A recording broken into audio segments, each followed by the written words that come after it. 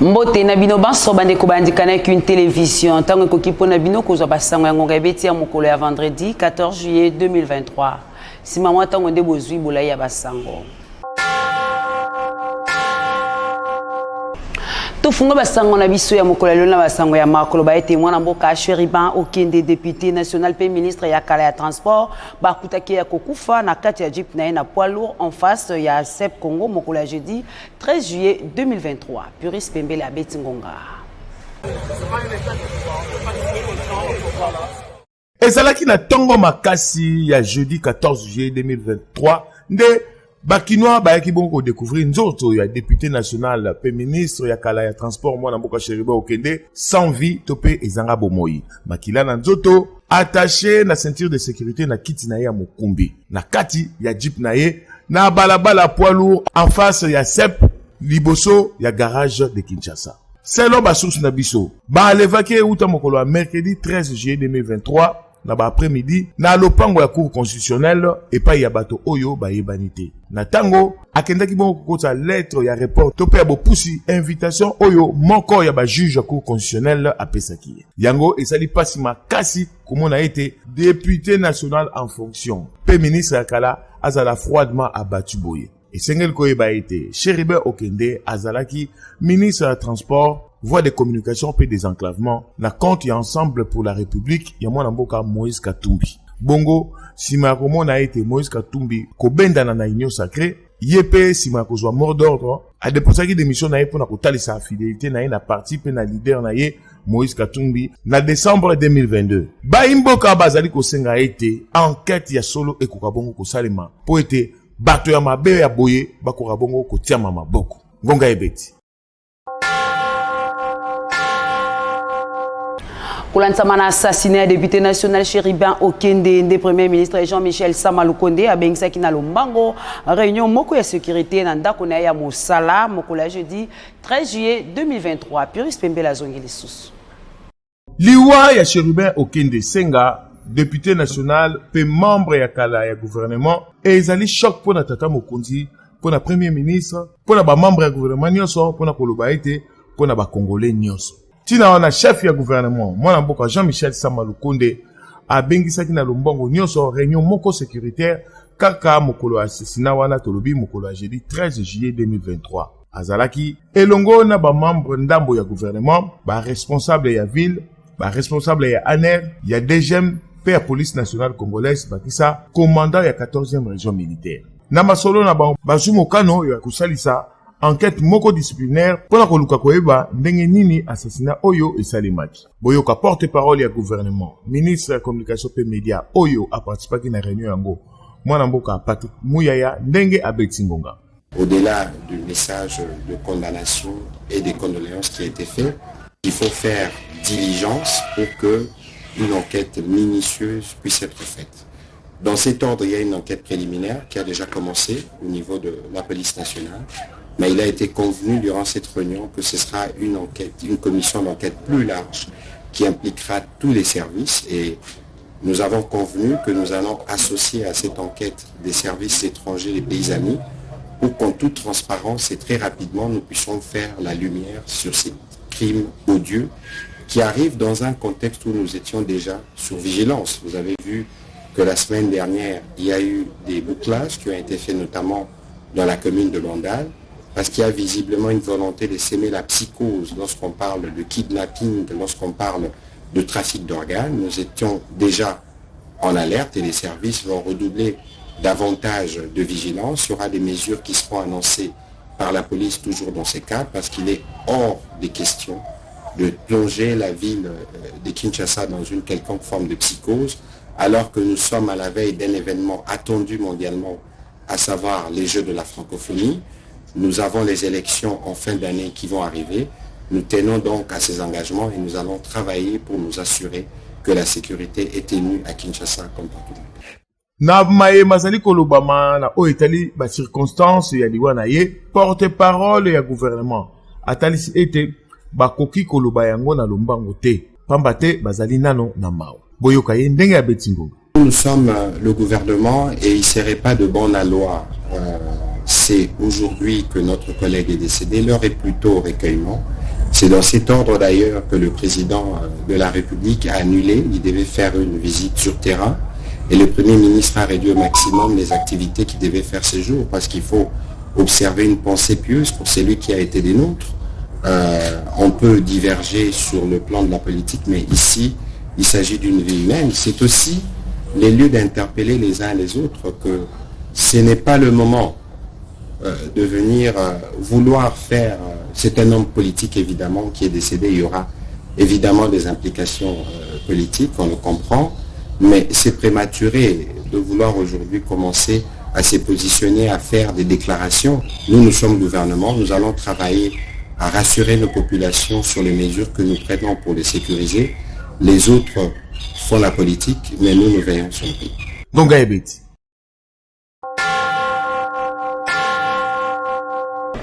Président de l'Assemblée nationale Christophe Mbosso Nkodi Ampouanga atindaki ba membre ya bureau na ye mokola vendredi 14 juillet 2023 na résidence ya Kondo Chéribin Okende pona visite ya réconfort. Irène Boulembi abeti ngonga. Simana bango koyoka sango ya assassinat ya député national Chéribin Okende, de président Assemblée nationale Christophe Mbosso a dépêché qui na lombango vendredi 14 juillet 2023 deux membres ya bureau na ye Katina Bango, rapporteur honorable Joseph Lembi puis rapporteur adjoint Colette Chomba ba kitaki na résidence ya Mowo Itolobi Chéribin Okende oyo azalaki ancien ministre à transport voie de communication pe désenclavement député national de son état Elia Lukunga na compte ensemble pour la République. Et sengeli koyeba ete na kombo ya bureau ya Assemblée nationale ba présenter ba condoléances na mwasi ya Kondo pe ba membre ya famille na ye nyonso oyo bazalaki sur place na résidence. Ngonga ebeti. Nangambo ya lingomba politique na ye ensemble pour la République wapi Chéribin Okende azalaki cadre pe porte-parole parti c'est là qui déclaration pour na kosenga ete banquette et Salema Irène Boulembi. Ensemble pour la République est en deuil. L'honorable Chéribin Okende Senga, député national en fonction, porte-parole de notre parti et ministre honoraire du gouvernement de la République, enlevé hier de lâche et odieuse façon sur le parking de la Cour constitutionnelle, a été assassiné. Son corps sans vie a été retrouvé ce matin sur la route de Poilour à Kinshasa, criblé de balles. Il s'était rendu à la Cour constitutionnelle afin de déposer une lettre de report à l'invitation reçue le jour même et lui envoyé par un juge de cette cour pour une séance de travail en rapport avec sa déclaration de patrimoine. Ensemble pour la République, qui a condamné dès hier cet enlèvement crapuleux, est consterné par cet ignoble assassinat qui rappelle les vieilles pratiques dictatoriales des régimes aux abois. Cet acharnement malsain sur l'opposition politique et en particulier Ensemble pour la République a atteint son paroxysme. Si l'on peut se faire enlever dans l'enceinte de la plus haute juridiction du pays, la Cour constitutionnelle, et se retrouver sauvagement abattu quelques kilomètres plus loin, c'est que nous ne sommes plus en sécurité nulle part en République démocratique du Congo. Nos larmes sont d'autant plus amères que Chéribin Okende était la voix du parti. Il assumait ses fonctions de porte-parole avec un engagement sans faille. Et comme vous le savez, le 28 décembre dernier, le ministre Chéribin Okende avait démissionné du ministère des Transports pour répondre librement et en toute responsabilité à la ligne de notre parti. Ce crime est un assassinat politique. Nous exigeons une enquête indépendante pour identifier les auteurs et les commanditaires de ces crimes d'État qui ressemblent en tout point à l'affaire Tchébé. Mobilisons-nous d'abord pour rendre un hommage digne à notre frère Chéribin Okende. Ensuite, pour que toute la vérité éclate au grand jour. Pona kosukisa basango ya assassinat ya Kondo Chéribin Okende senge koyeba lisusu ete kokisa ba députés nationaux ya Sankuru basalaki communiqué officiel kolantama na assassinat ya Chéribin Okende oyo azalaki député national élu ya Lukunga originaire ya Sankuru. Irène Boulembi.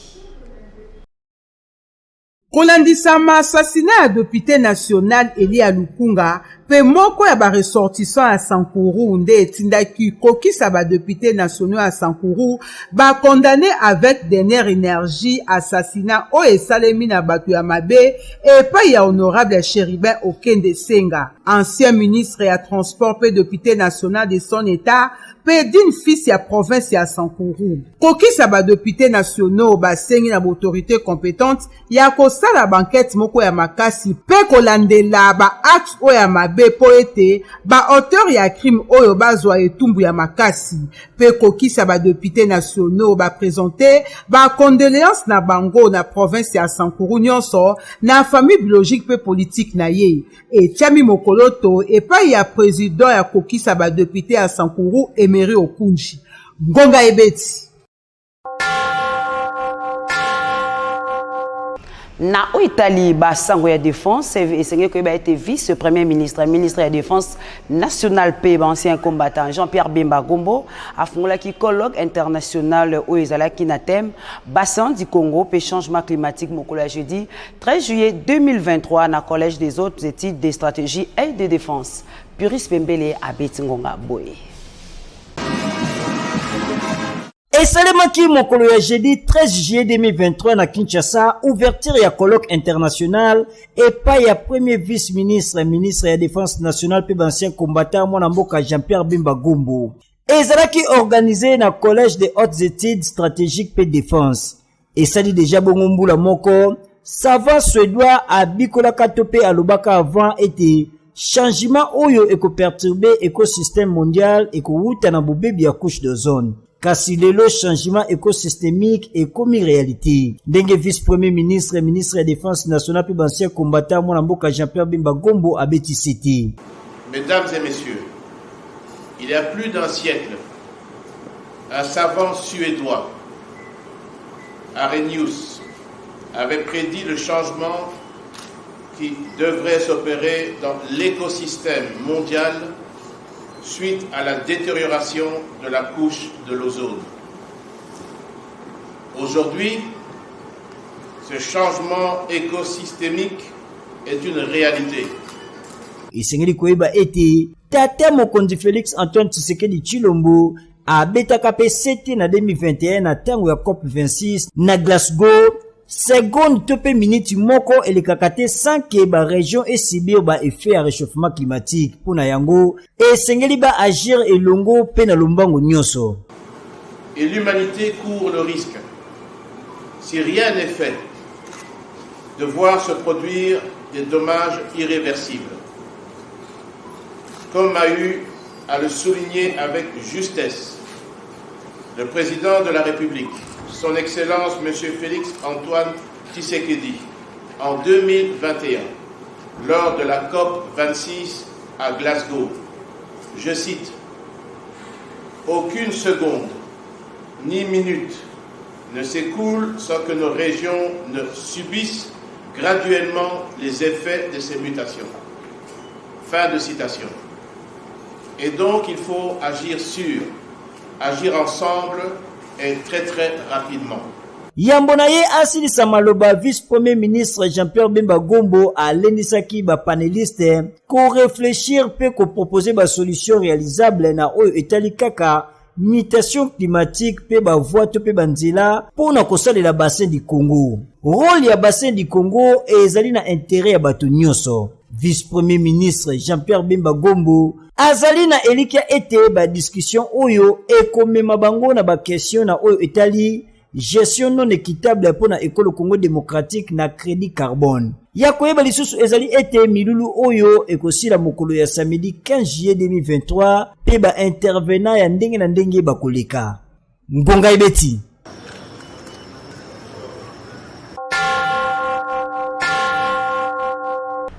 Nangambo mosusu présentation ya 50 bandits pe voleurs oyo batumisaka population ya Ituri et Salemaki na ville ya Bunia mokola mardi 11 juillet 2023 pa ya gouverneur militaire Luboya Kashama Johnny pe Bayimula Matari mosusu ezalaki bongo sima ya réunion ya comité provincial ya sécurité Lili Maleka Tedi Agwana Babeti Ngonga. Présentation ya 50 bandits mais armés pe miyibi oyo bakangamaki na zone à Mombasa Salimaki mardi 11 juillet na ville ya Bunia na province ya Ituri.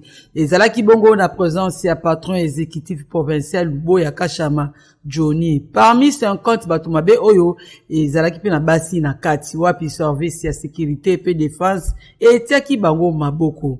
Awa ezali na ba auteur ya ba crime grave na zone commanda Mombasa. Bakisa lisusu ba trafika ya mandoki pe masasi. Ezali pe na ba jeune ya quartier Sayo oyo batiaka bobulu na Bunia bango babuka kabandako ya bato pona koyiba. Bato nyonso oyo bazali kozangisa bayi Ituri kimia. Pona yango mbula matari na nzela ya service ya sécurité pe défense ekangaki mandoki mibalo oyo bozali komona. Pona Luboya Kashama Johnny na bato nyonso ya mabe bayoka mbela ya tata mokonzi Ekolo Tshisekedi oyo azali kosenga kimia ezonga na mboka soki te bakonzi bakolandela moto nyonso oyo alingi kozonga na molongo te. Na ngambo ya ba jeune asengi na bango se makambo misato ya motuya ya liboso réconciliation, pardon pe développement. Mobulu ezali na tina te jeune nyonso il faut azonga moto. Nyonso oyo esalemaki sima ya réunion ya comité provincial ya sécurité. Ngonga ibeti. Colonel Didone Kangambila, commandant ya police ya district ya Tchangu, asalaki réunion moka ya makasi na ba commandant ya Siat pe ba Susiat na district na ye pona ko ba bon kolengela 9e ya francophonie ko salema awa na capitale ya Ekolo Congo démocratique ville ya Kinshasa Bolanda. Situation présentée par Commandant district ya Tchangu Colonel Didone Kangambila asalaki réunion moka ya makasi na ba commandant ya Siat na ba Susiat pona kosolana oyo etali bongo ba mesures préventives pona ba je ya francophonie ko luka kutala ndenge nini ba policier bakosala assainissement na nzela pe lisusu ko réguler nzela na tina ko éviter bambouteillage. Réunion oyo esalemaki na district ya Tchangu na quartier 7 na commune ya Njili.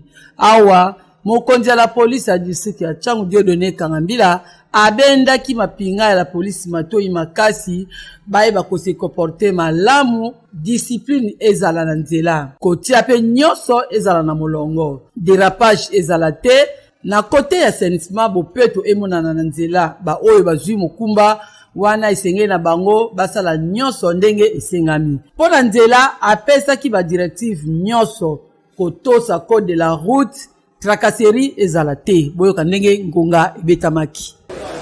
na yango yebike calamité dans moins de 2 semaines la République du Congo, notre cher et beau pays, la 4 avril province qui est la capitale, et pour abriter 9e G à francophonie.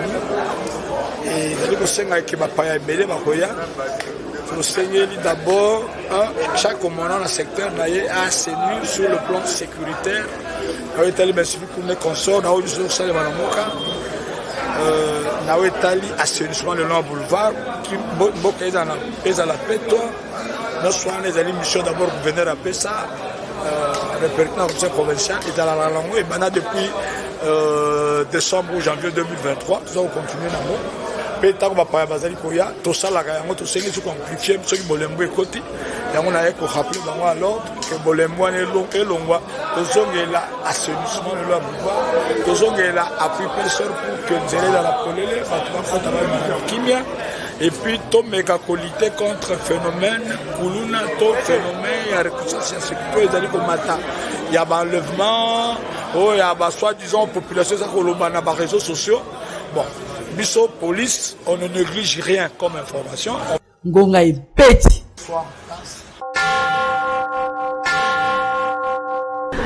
Kabe ya ngunda Didier Nde Ingeli na ibonga ya Kabe ya Pindi Pasigi Foli lokola administrateur ya marché de la liberté aux hommes na commune ya Masina. Cérémonie à remise et reprise de Salema Kimokolo ya jeudi 13 juillet 2023 et pas ya représentant ya ministre de l'intérieur Lipe Liboso ya bourgmestre ya commune ya Masina Judex Makengwazala ki na bango bolanda ndenge elekaki. Remise et reprise entre administrateurs sortants et entrants à marché à liberté. Salemaki jeudi 13 juillet 2023. Wapi, Kabe Angunda Didier a remplacé Kabe Pindi Pasigi Foli. Cérémonie Salemaki paye à conseiller à ministre provincial et intérieur Oyo, ba représentant qui est payé sous Liboso à bourgmestre et à commune ya Masina. Ndenge kaki salemaka batangi procès verbal pe signature nango nde ba succès na kopesa document ya marché à liberté. Administrateur sortant Kabe Pindi Pasi a moins quitté na cérémonie Oyo azalaki représenté na administrateur adjoint OEP azali directeur administratif et financier ya marché à liberté. Bongo esenge koyeba ete bate ki a marché liberté ba sepeli makasi komona mokambi ya sika bayamba ki kitoko pe nesengo asolina bango atalisi bango eta kobanda koyambaka bango moko pe male ba pesa ide ndenge nini bazali komona makambu yepe aibisa bango ndenge nini plan de travail na ye ekozala boyo kangunga to remercier ba association nyoso oyo ya mbibiso na kati ya marché oye pedosalela bino musala oyo ebebaki ya makasi oyo nzambe apesi biso tokobongisa yango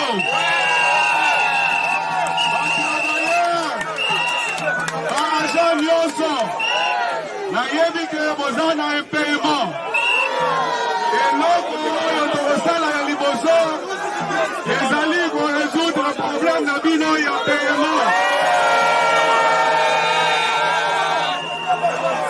Tozala na kimia biso nyonso tokosangana nzambe po tosala assainissement na marché toboyi bosoto na marché. Ngonga ebeti Bayi dynamique Jules Ngodili bauti ko lancer ba travaux ya botongi wende modesi na lisala na province ya Mongala mokola mercredi 12 juillet 2023. Puris Pembele abeti ngonga bolanda. Ezali likambo ya solo dynamique Jules Ngodili euti ko sala lisusu acte moko ya motema malamu na ville ya lisala tozomi wana na province ya Mongala. Wapi wende modesi euti ko lata bongo robe ya sika matiti oyo ezalaki na toiture elongwe ezali bongo remplacé na batolo ya sika. Benjamin avait le coordinateur ya Asbel oyo ezali na kombo ya initiateur nango tobi mwana mboka Jules Ngondili oyo azali conseiller na cabinet ya vice-premier ministre ministre de la défense nationale pe ancien combattant mwana mboka Jean-Pierre Bemba Gombo oyo asala Asbel na ye pona ko aider population topé pona assistance sociale et lansaki bongo ba travaux ya bobongisi wenze modesi mokolo ya mercredi 12 juillet 2023 na présence ya chef de quartier pêcheur pe bavandi ya quartier et sengal ko ba été na mobembo na ye na lisala na février eleki Jules Ngondili initiateur ya dynamique oyo tango asalaki bongo ronde ya ba quartier nyonso ya ville ya Lisala pona koyeba ba réalité de vie ya bandeko na ya basi pe mibali oyo lelo bazali ko benga ye mobikisi pe basusu kutu bazali ko benga ye déjà député provincial enregistraki ba plainte ebele ya population kati na yango botongi wenze oyo modesi lelo yo ekomi réalité kaka mokolo ya lancement misala epusanaki déjà na 65%. Population etalisaki esengo na yango na micro ya ngonga ebeti. Papa esengo eleki ngai bambula banana botama na jakabe na se andele. Bongo nta papa Jules Ngondili ayoki biso mawa. Toka sale biso tole boto pesi botondi eleke bayi. Bato baleki awa mingi basala biso cadre kasi mwana oyo Ngondili. To sepeli makasi pede to yebi ala kwa biso to kusala pa na ete esengel ko ba ete misala nyonso oyo ezali ko salema na mbongo ko uta na libenga na ye moko mwana mboka Jules Ngondili ngonga ebeti.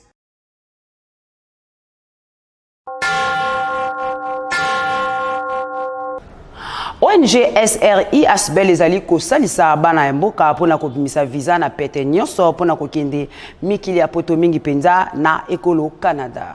Holanda. Boyeba mosala esalaka elengi moko boye bandeko na ngai tembe esili ONG Service Réussite International Asbel nde mokonzi na oyo etali bongo ba démarche pour na kozwa visa ya mikili ya poto mingi penza ya ekolo Canada oyo ezali bongo véritable poto to pe poto ya bapoto. Tala bandeko oyo batiaki confiance na bango na ONG Service Réussite International SRI na Bokuse lelo oyo bazwi ba visa na bango na pete ezali bongo milengele po bakende bongo kolia mbala. Likambo oyo ezala nano te agence de voyage et délivrer plus de 300 visas na mbala moko kasi SRI Asbel esali yango neti kaka na film. Basusu bazwi ba visa d'études, basusu ba visa collectif, basusu ba visa ya tourisme. Boyoka bango moko ndenge batatoli. Sentiment na ngai ezali mingi ya esengo ebele na monaki ba publicité ezoleka na télévision nazalaki ko hésiter koya mais lorsque na moni ba preuve ezoleka na ba publicité ya agence SRI nalbi il faut na meka et na meki. Aujourd'hui je suis satisfait, très satisfait parce que j'ai obtenu mon visa Canada pour 5 ans de durée donc nazana esengo ebele. SRI les agences que zo soutenir biso ba jeune ba aussi ça ba chikisika ba ya ba pesa confiance na SRI ba kozwa visa le kwanga na visa donc les agences ya suivre na moko na vivre ba visa ba na nyonso misato bimi vraiment na zana sirima kasa bo bandeko batika na ndako o ba yebi ngai comme na linyo ka tembe na pe na mbuta tembe ndenge ngamona vivre na ndimi yango donc c'est la réalité. SRI eza nzela se moko oyo Congolais ya kokiko chiao ya ye kanyaka po ete ya bembuka na mikili ya poto na ndenge longo bani. Bandeko kobuka na te kimambango na ONG Service Réussite International Asbel po okoka bongo kokende na mikili ya poto. Gonga ebeti.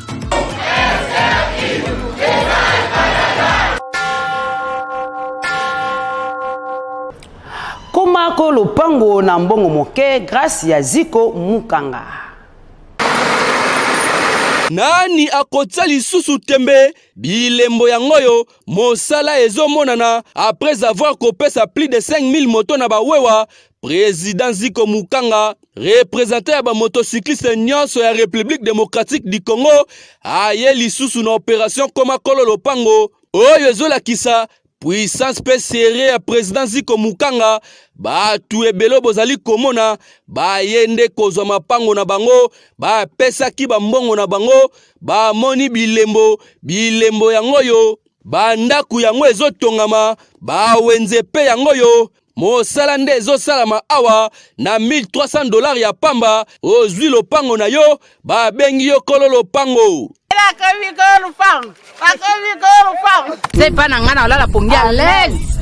Nalia tena za à l'aise. Nzela ya motuka pe ezali nzela kitoko concession ani petense o bozali komona. Président Ziko Mukanga atie yango nde pona ba Congolais nyoso na mbongo mukie okomikolo lopango ba aveni yango ezali aveni Ziko, aveni Ediko, aveni Lulwa, ba aveni eza ebele yo pesa kaka confiance na président Ziko Mukanga okozwa lopango na yo. Ki botali malamu lelo to tie déjà ba tracteur misatu oyo zo sala déjà musala awa na opération Komakolo lopango na mbongo ya muke. Concession ya liboso o to salaka na $1000 esili to bani na concession ya mibale $1300 na $1300 ko sala na pono zo lopango oye na $300 o pesa lokola compte tango ko pesa $300 1000 ekotikala ozwi 1000 ano diviser yango par 12 obandi ko pesa muke okomi pekelo kolo lopango to yokane déjà na société ya ba américain c'est-à-dire ndenge to sala boye d'ici 1 mois bazo ya kotonga 10 000 maisons batongeli ondako ya 2 chambres à salon na nyongo obandi kofuta muke pona kokutana na président Ziko Mukanga yo benga nanu numéro oyo to peleka na avenue Victoire numéro 42 quartier Kauka are Mabaya na commune ya Kalamu okomona immeuble Efra kota solola yo pe babenga yo kolo lopango.